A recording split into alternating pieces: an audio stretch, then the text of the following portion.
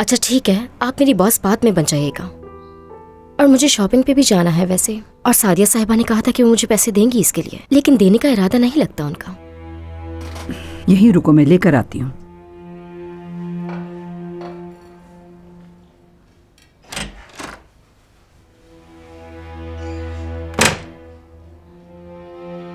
मुझे इस तरह से घूरने की बजाय अपनी सफाई पे ध्यान दोगी तो ज्यादा बेहतर नहीं होगा? तुम्हें भी मुझ पर नहीं अपने काम पर ध्यान देना चाहिए।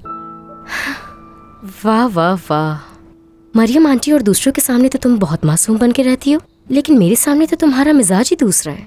तुम भी इस घर में मेरी ही तरह की एक मुलाजमा हो और तुम्हें मुझसे इज्जत से बात करनी होगी। मैं तुमसे जैसे चाहूँ वैसे बात कर सकती हूँ, सुना तुमने? और मैं तुम्हारी तरह हूँ, ये कैसे सोच लिया? तुम में ऐसी कोई खास बात भी नहीं। मेरी करीम साहब को कितनी फिक्र है तुम्हें अंदाजा भी है? अगर मैं उन्हें तुम्हारा ये रवैया बता दूं तो वो फौरन निकाल देंगे तुम्हें यहाँ से।